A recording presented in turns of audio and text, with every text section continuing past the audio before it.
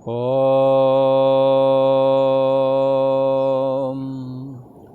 ओम गुरु ब्रह्मा गुरु विष्णु गुरुदेव महेश्वरा गुरु साक्षात् परम ब्रह्म तस्मै श्री गुरवे नमः। योगेश्वर श्री कृष्ण भगवान की जय। ऐं सरस्वत्यै नमः। पूर्व में प्रसंग चल रहा था ज्ञान का एकांतिक साधन। एकांत में ये चिंतन करता है साधक तत्वज्ञान का, परमात्मा से अभेद होने वाले ज्ञान का। कैसे करता है इस पर चर्चा कल को अपन लोगों ने विचार किया, चर्चा किया है इस पर। आज उसकी दृष्टि क्या हो जाती है जब वो परमात्मा से अपने को जोड़ लेता है। अंतर्यामी परम ब्रह्म परमात्मा जो कि हमारा और आपका आत्मा बना हुआ है, हमारे आपकी बुद्धि देश का साक्षी बना हुआ है, आश्रय और प्रकाशक है। उसको जब ये मैं बुद्धि करके जान लेता है तो फिर इसके सोचने का ढंग कैसा हो जाता है, इस पर चर्चा है। तो कहते हैं पहले तो इसने एकांत में चिंतन किया कैसे है, इसको एक बार देखें। तद बुद्धिस्त तदात्मान। इसने मन को देह रूप से हटा करके तद्रूप परमात्मा के जैसा बनाया। मन में बंधुओं बड़ी सामर्थ्य है, ये जिसका भी रूप धारण करना चाहे उसका ये धारण कर सकता है। जैसे क्रोधी आदमी को देख करके ये क्रोधित हो जाता है, काम से पीड़ित को देख करके काममय बन जाता है। काममयम अयम पुरुष काम, ये जो मन है ये कामनामय है। और यदि लोभ से ग्रसित हो तो ये उन लोगों की संगत मिल जाए तो ये लोभ से ग्रसित हो जाता है। ये जैसा इसे बनाने, मन में जैसी आप धारणा करेंगे शरीर भी वैसे ही बनने लगता है। आप गर्मी सर्दी बरसात सहना सीखें, सीख जाएं। आप बहुत ज़्यादा एक्सरसाइज करेंगे शरीर मजबूत हो जाएगा, जैसा चाहेंगे वैसा। तो आप जैसा अपने मन को बनाते हैं, हाँ, ये शरीर को भी वैसा ही बनना पड़ता है। अब ये देह से अपने को अभिमान छोड़ना चाहता तो छूट जाएगा, ऐसा नहीं कि ये नहीं छूटेगा। क्योंकि देह यदि सच्चे अर्थों में होते तो देह का अभिमान भी नहीं छूटता। पर आपकी मैं सच्चे अर्थों में देह नहीं है। यही वजह है कि जब देह के अभिमान को त्याग देते हैं, देहाभिमान जब गलित हो जाता है तो फिर विज्ञापिते परमात्मनि, क्योंकि परछिन्न हमें देह बनाता है। और देह में एक देशीपना या व्यक्तित्वपना स्वीकार करना ये मन का काम है। मन से ये ख्याल यदि निकल जाए तो मन तद्रूप परमात्मा के अनुरूप हो जाता है। क्योंकि देह इंद्रिय आदि से जुड़ा है, जब इससे नहीं जोड़ता तो उसके रूप में वाला हो जाता है, जैसा कि आत्मा है, जैसा कि बुद्धि देश का साक्षी है। इसने अभ्यास किया और तद्रूप हो गया। इसकी जो मन की ये तरंग है ना, ये देह की ओर फुर रही है और इंद्रिय आदि की ओर फुर रही, जगत की सत्यता की ओर फुर रही। अगर ये तरंग मार दी जाए तो बस हो गया भजन, फिर क्या। बस ये तरंग यदि हमने मार ली तो हम तो अंतर्यामी आत्मा से पहले से अभेद हैं।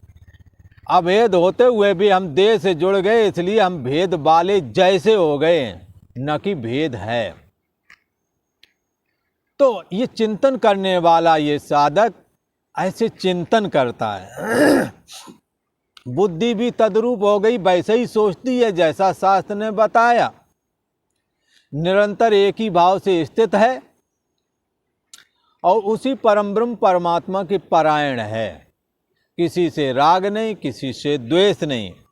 ऐसा अभ्यास करने से वो पाप रहित हो गया। पाप रहित हो, हाँ, पाप में मन तब कहा जाता है जब विषम होता है। मन सम हो गया, न कहीं राग है, न कहीं द्वेष है, न मान न अपमान, लाभ न हानि, सब में सम हो गया। हर्ष शोकौ जहाति, क्या मिल जाए इस स्वप्न में संसार में कि वो हंस पड़े, और क्या चला जाए जिससे कि दुखी हो। यहाँ कुछ है ही नहीं। कोई आज गया, कोई कल गया, कोई परसों जाने वाला है। चला चली का मेला है ये, तो यहाँ चला चली का मेला है। सब लाइन में लगे हुए, कोई कब जा रहा है, कोई कब जा रहा है। इसने जगत का बड़ी बारीकी से अध्ययन किया, इसलिए इसके हर्ष शोकौ जहाति, इसके हर्ष और शोक दोनों ही चले गए। नुकसान होने पर नुकसान नहीं लगता है और बहुत फायदा होने पर भी फायदा नहीं लगता। जैसे सपने का नफा और नुकसान, कोई नफा नुकसान नहीं होता, ऐसे ये विचारता रहता है। ऐसा विचारने से निष्पाप हो गया है, अंतर्यामी आत्मा में अहम बुद्धि को स्थित कर लिया है। हाँ, फिर ये परम गति को प्राप्त हो जाता है। नशा पुनरावर्तते, फिर ये पुनर्जन्म को प्राप्त नहीं होता। तो ऐसे महापुरुष की दृष्टि कैसी हो जाती है, वो कैसे सोचता है, इस विषय पर विचार करते हैं। ये गीता का 5वां अध्याय और 18वें नंबर का श्लोक है।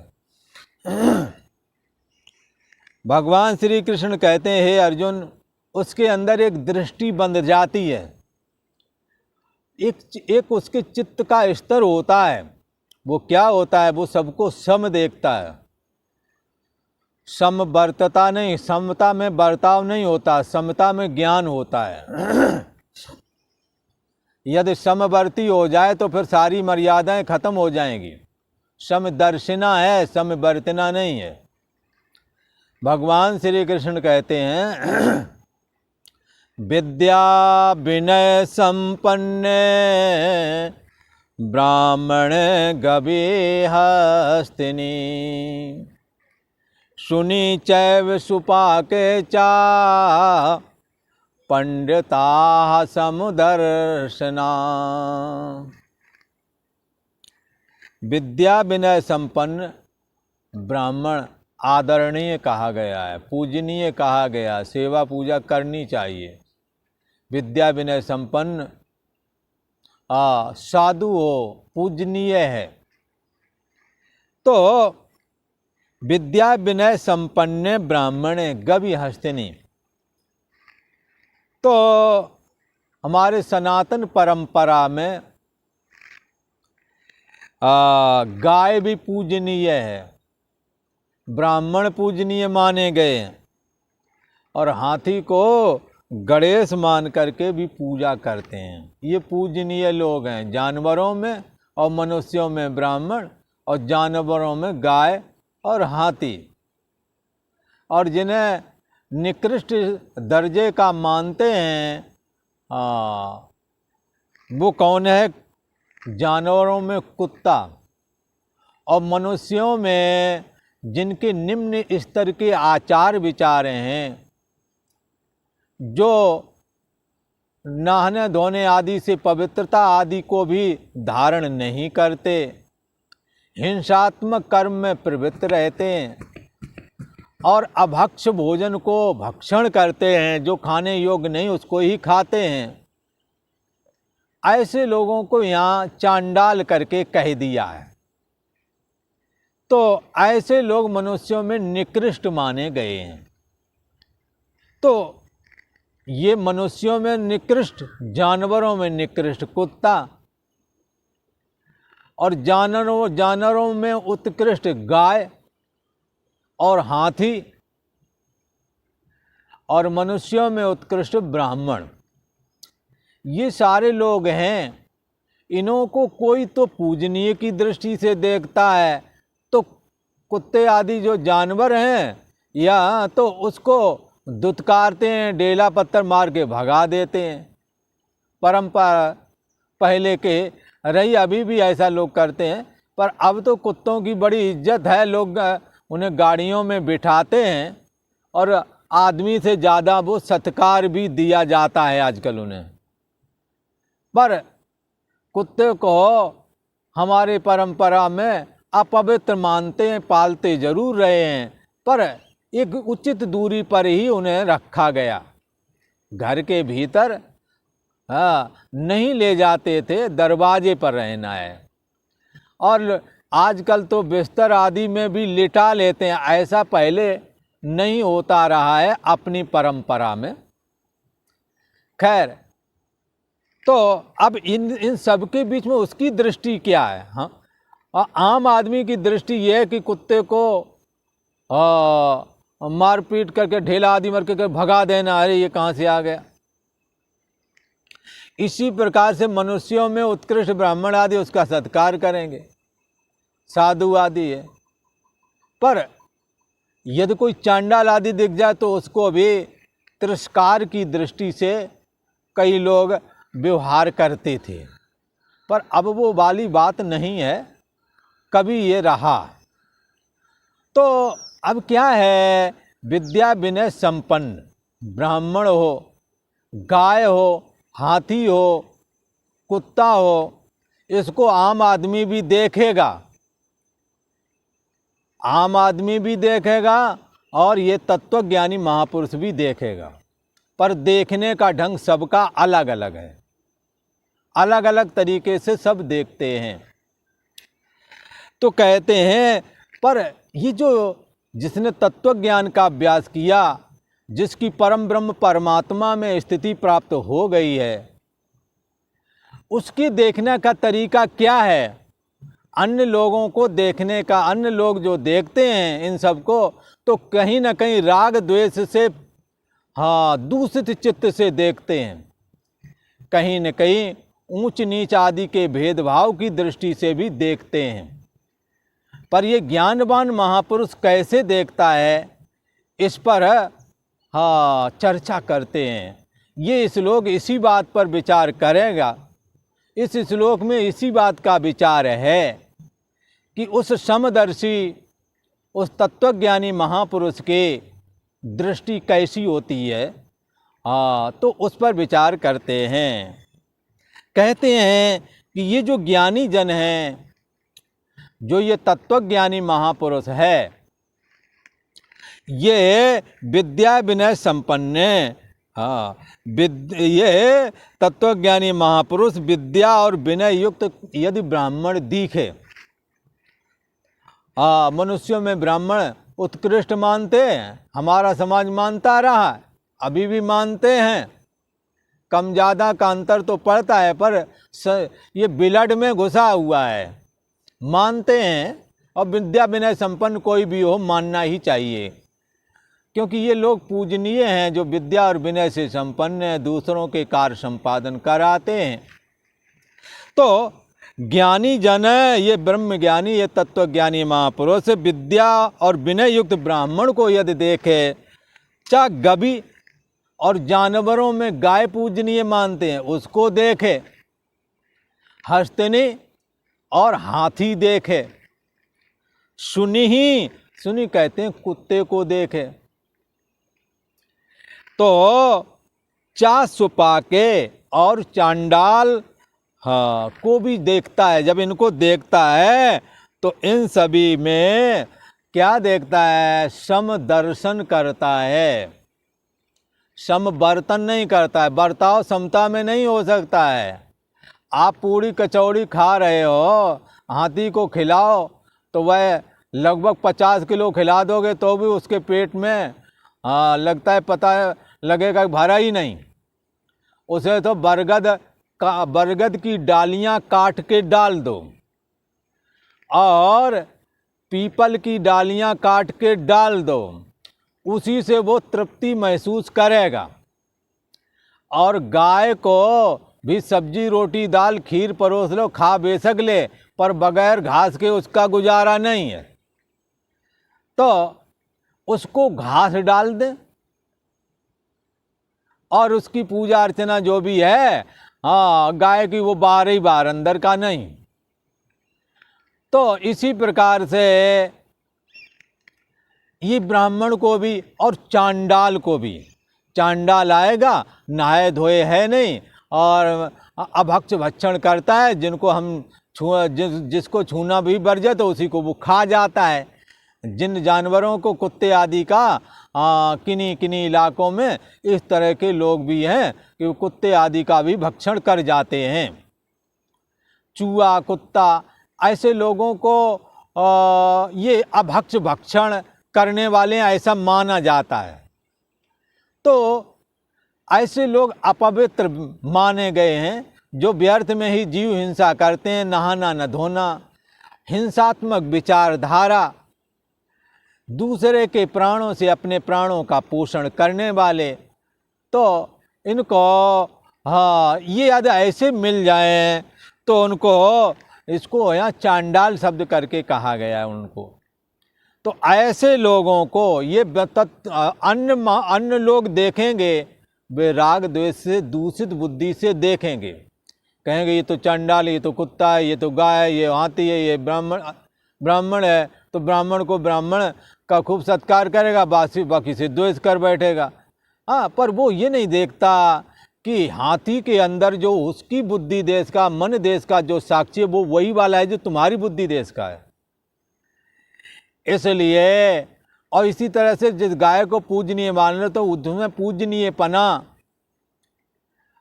हाँ, वो जो पूजनीय जो परम ब्रह्म परमात्मा है उसमें भी वही वाला है जो तुम्हारे में है। और जिसको आप अत्यंत निकृष्ट मानते हैं, कुत्ते को ढेला पत्थर मार के भगाना चाहते हैं, हाँ, उसका एक दायरा की दरवाजे तक रहे, अंदर जाता तो उसे हटाना भी चाहिए, पर नफरत नहीं करनी चाहिए, क्योंकि उसके अंदर जो विद्यमान परमात्मा है वो कुत्ते की चादर ओढ़े वही वाला है जो तुम्हारे वाले में है। इसी प्रकार विद्या विनय संपन्न ब्राह्मण जो है, जिसको आप अत्यंत उत्कृष्ट मानते हैं, वो ब्राह्मण में भी वही वाला है जो एक तत्वज्ञानी महापुरुष के अंदर जो तत्व विद्यमान है, जो परम ब्रह्म परमात्मा विद्यमान है, वही वाला उसके अंदर में भी विद्यमान है। अब देखो, ब्राह्मण का अंतःकरण निर्मल है, समदम से युक्त है, विद्या विनय संपन्न है, इसलिए उसका अंतर्यामी स्वरूप तो पूजनीय सबका एक जैसा ही है, पर अंतःकरण भी उसका दिव्य है, इस करके उसको ज़्यादा लोग महत्व देते हैं। इसी प्रकार हाथी में गणेश का निवास है, हाथी का मुँह गणेश जी के लगा हुआ है, उस दृष्टि के मद्देनजर रख करके और गणेश को, श्री गणेश जी को हम ईश्वर मान करके पूजन करते हैं। बस उसी दृष्टि का आश्रय करके हम हाथी को भी समय आने पर उसका पूजन करते हैं। तो अब देखें, उसके अंदर परमात्मा उतना ही पवित्र है जितना कि ब्राह्मण वाले में, जितना कि तत्वज्ञानी वाले में है। अब ये तत्वज्ञानी सबको देखता है, हाथी को देखा तब समझ जाता है हाथी की चादर ओढ़ करके ये वही है, पर हाथी का खाना, हाथी का रहना, हाथी के काम अलग अलग है भला, पर परमात्मा वही है। वहाँ बुद्धि को थोड़ा जड़ बना दिया है, लिहाजा वो अपने ऊपर पीठ पर सवारी भी करता है। युद्ध आदियों में पहले हाथी का उपयोग होता था। इसी प्रकार से, और जिसको पूजने ब्राह्मण को देखता है तो देखता है, अरे ये इसका मन भी पवित्र है, इसकी अंतर्यामी आत्मा तो वही है जो हमारे में है।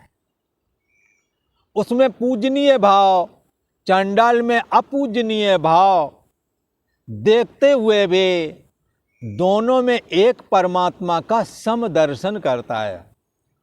हाँ, एक दोनों में एक ही परमात्मा है और सम है, एक जैसा ही है। सदा रहनापना, सदा चैतन्यता, सदा प्रियता रूप परमात्मा ही ब्राह्मण में भी है, चांडाल में भी है।